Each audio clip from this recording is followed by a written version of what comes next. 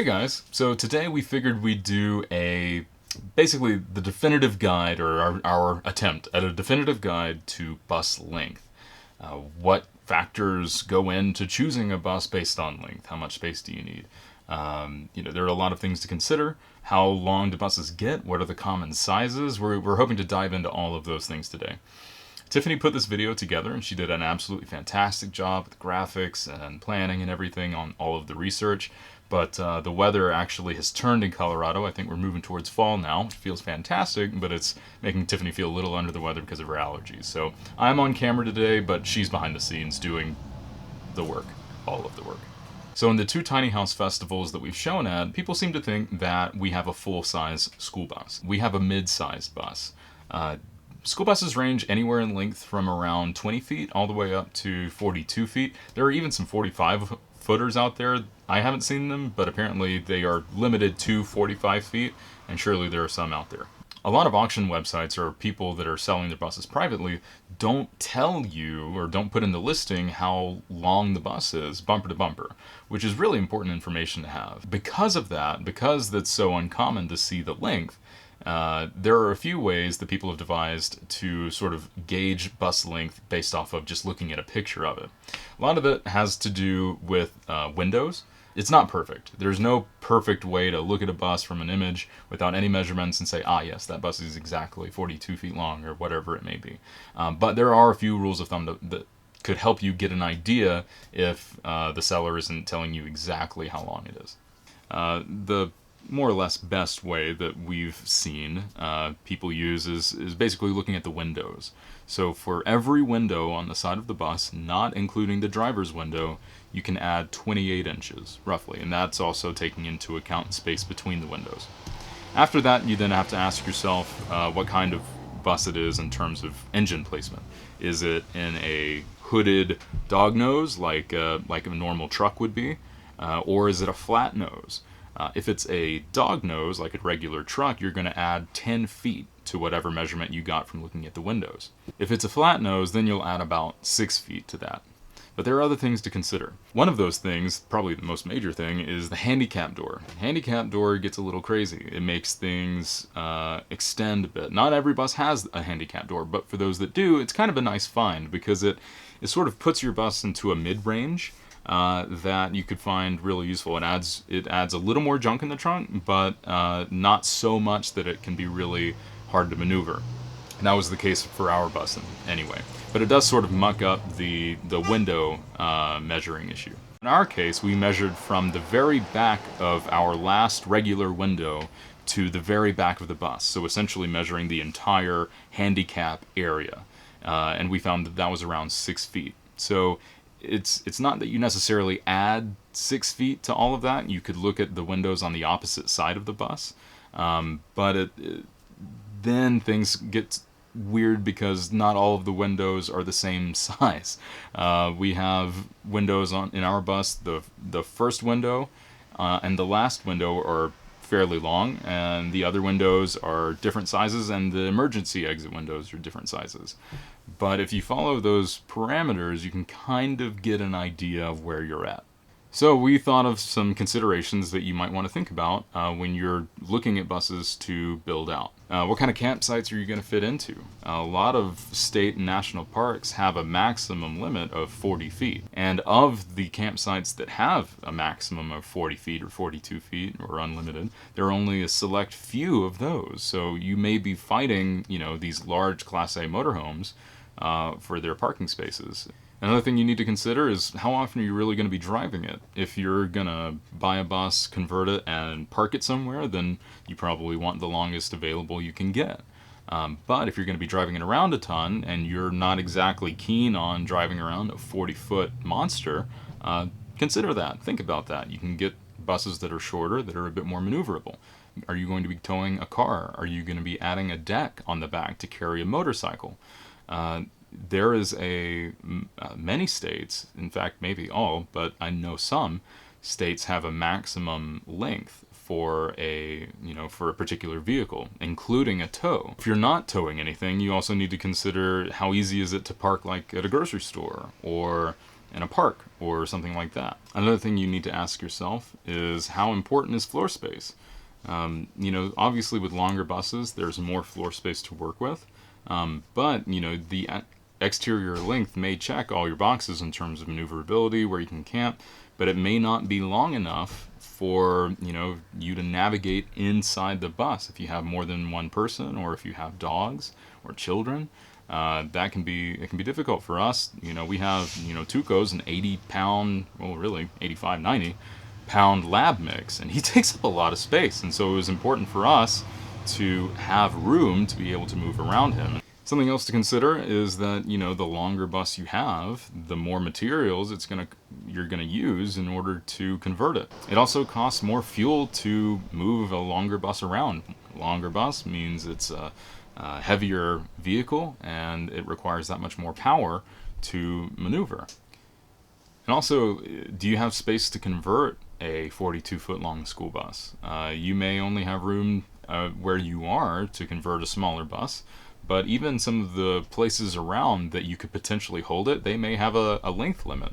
So, before going for that super long school bus that's 42 feet, maybe look around and make sure you have some place to put it that can accommodate a bus of that length. And then lastly, but perhaps most important, is the ability to maneuver, turning around. For longer school buses with long wheelbases, that means their turning radius is going to be poorer than a shorter bus with a shorter wheelbase. For people that are looking to boondock in longer length buses, they have to consider the fact that down a forest road that's a dirt road, trees on either side, you may have to go a ways before you even have the ability to turn around safely, maybe not even at all. And so, smaller vehicles tend to lend themselves more to wild camping and dry camping. Not to say that you can't do that in 42 feet, but you do have to be a little bit more careful about where you go and where you're able to get out of before getting yourself in a situation that's a little sketchy. So obviously we only have our bus to judge off of, and really that's not even a great example because we're not even living in it yet. We're almost done with the build. So in order to get a little more perspective and to ask some people that are already out there living the life, we reached out to a few Skoolie builds we've followed from the beginning and really loved their builds, but they also have come in a variety of sizes. We reached out to these Skoolies, we asked a few questions. First, we asked what the bumper-to-bumper length was.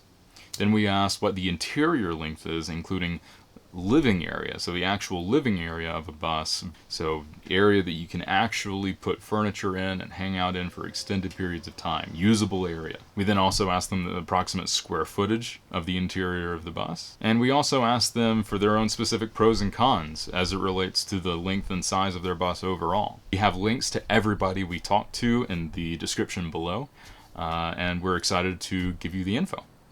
So we'll start with Diane, our bus. So our bus is 31 feet long, bumper to bumper.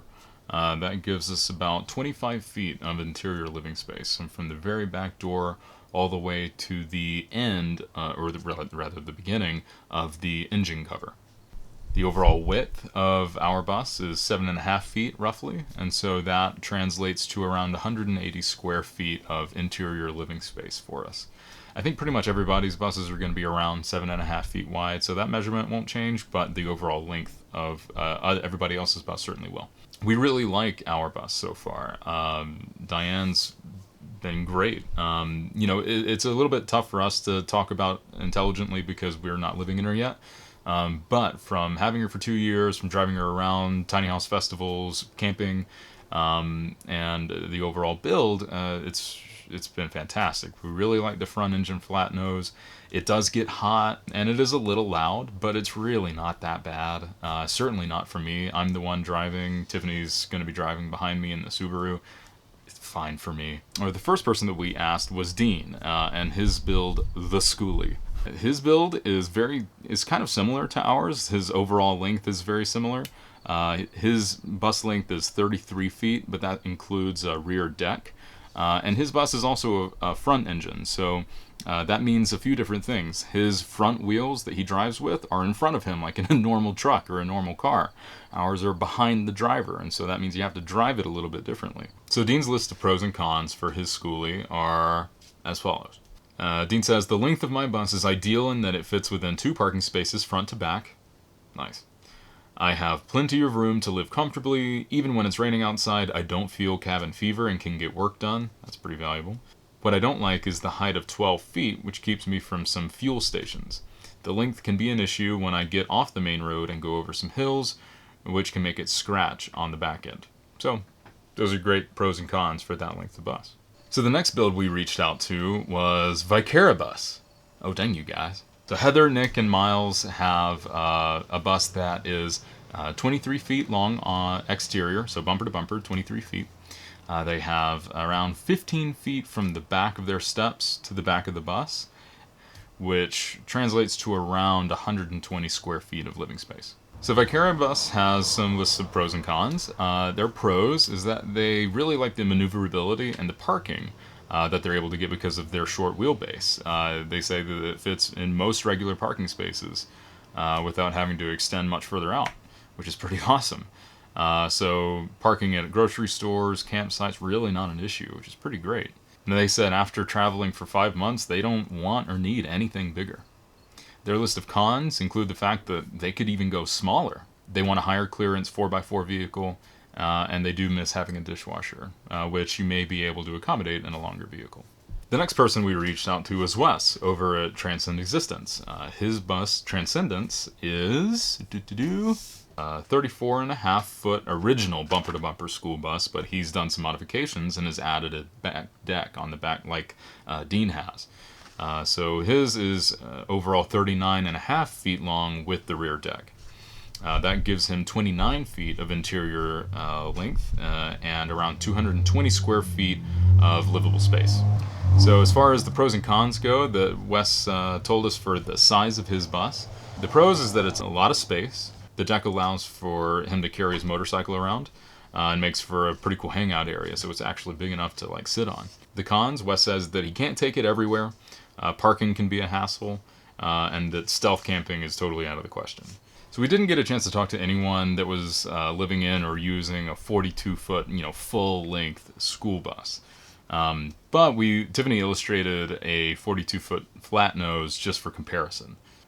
So we estimate that there's around 36 feet of interior living length, which translates to roughly 270 square feet, which is pretty big. We also have a 45-foot city coach that we've illustrated.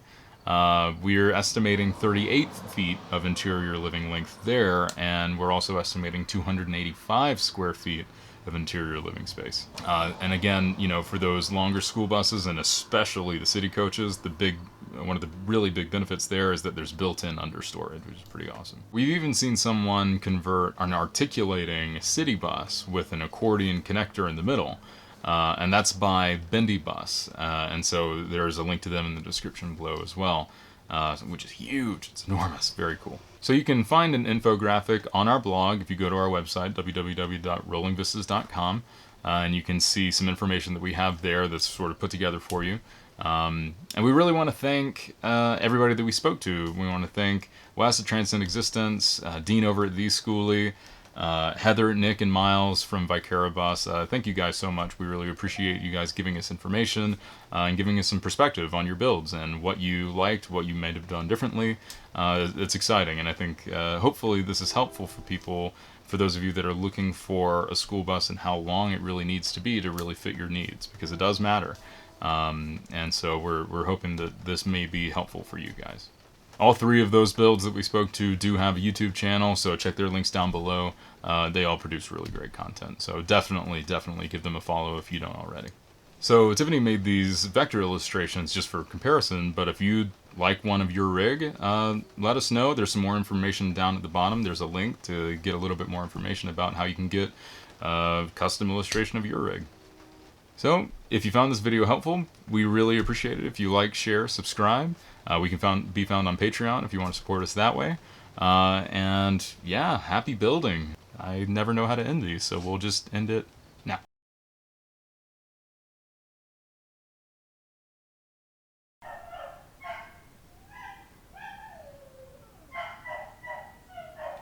Tuco's crying too.